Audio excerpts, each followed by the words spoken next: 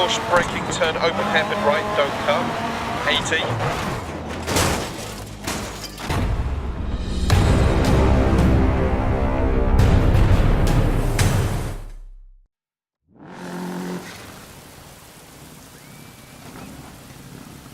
Five, four, three, two, one, go.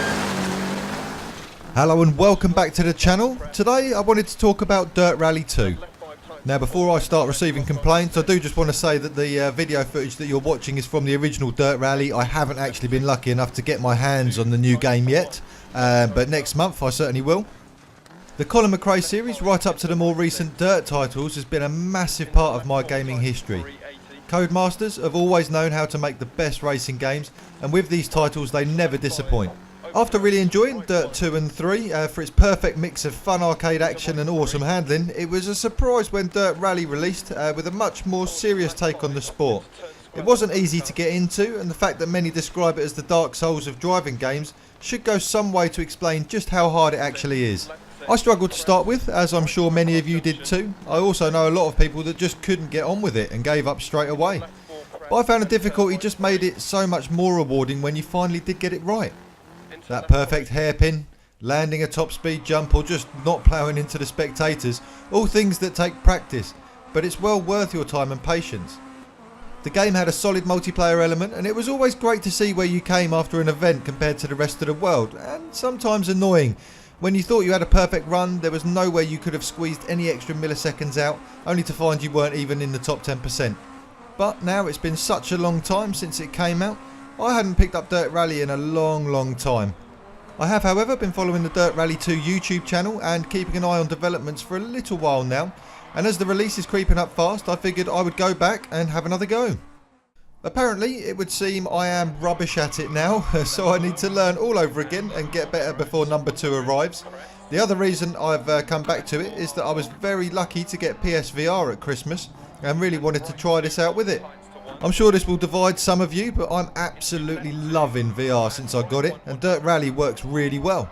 The sense of panic when you're understeering off a course straight towards a trail is unbelievably real, and if you've never tried VR you really need to. Any videos you watch just don't do it justice, I can assure you. You need to experience it to realise how good it can be.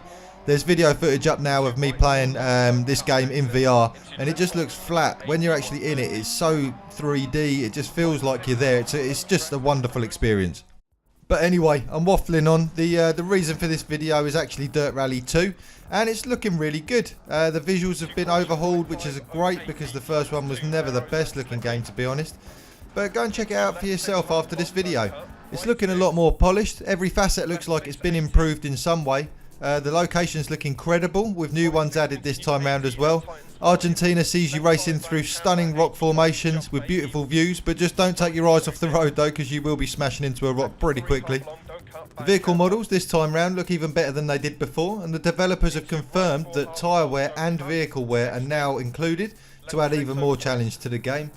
The biggest and probably most important update is to the vehicle handling though. They've taken what was already fantastic and made it even better. They've been working closely with rally drivers to ensure the cars feel even more realistic than they did before. But here is where it gets really interesting.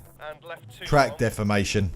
The track will now evolve based on where you start in the running order of the event. The perfect place to start will be after the first few cars have swept the stage clear of any loose material. But too late in the order and you'll be faced with a surface that's started to rut, and it's going to be really difficult to control. Along with this, there are some changes to game modes. They've added a historic championship where you can progress through a number of era themed championships and make your way from rally classics through to their modern counterparts. Time trial has now been added as well. The career mode is going to be very similar to the original. There's going to be 5 rungs or tiers to compete in, finishing with the Masters. Apparently staying at the highest level will be the real challenge though. What is nice though is that all of these tiers can be tackled with any car that you want. So if there is a car you really like, you can stick with it from start to finish and avoid whichever class of car you might not get on so well with. I don't know about you guys, but I can't wait till this comes out next month. It's going to be releasing on February 26th. Let me know in the comment section if you're excited for it, if you plan on picking it up, or whether you're just going to avoid it altogether. And also whether you want me to upload gameplay when I finally do get my hands on it. One thing that I am a little disappointed in is that the VR won't be supported as soon as the game comes out. What they've said though is that if there's enough support for it, they will add it into the game at a later date. So make sure if you are into that sort of thing, drop them a message on their main page and let them know that you want VR support, and I'm sure they'll add it like they did with the first one. Another bit of information that came down a couple of days ago is that there's going to be a steelbook being released for it. I don't know if you guys are into that sort of stuff. I'm not normally, but this one was a little bit interesting for me anyway. It's been designed to resemble the artwork used for Colin McRae Rally 2's packaging, which released 18 years ago, which I can't believe, to be honest with you. It's also the same design that I've used for the thumbnail today. I just kind of borrowed from it a little bit. I just think it's a cool design, and yeah, it's a part of my history again. It's a game that I used to love playing. It's going to be available at select retailers here in the UK. You're going to be able to pick it up from Amazon, but check your local areas to see if it's available to you and where you would have to get it from. Like I said before, this video was really just me wanting to talk a bit about Dirt Rally 2. I know I haven't covered a great deal here, but at the same time it is something that I would like to cover on the channel in the future. So it would be great to know if you're interested in it. Also, if you are really interested in it, is there any features in the game that I haven't mentioned that you think, you know, they should implement? Anything like that, write it down in the comments. It would be great to hear your thoughts. As always, if you're just visiting the channel, why don't you take a risk? Subscribe. It's great to see the channel growing, and you could be part of it. And use the like button. It takes a second and it makes me very happy when you do.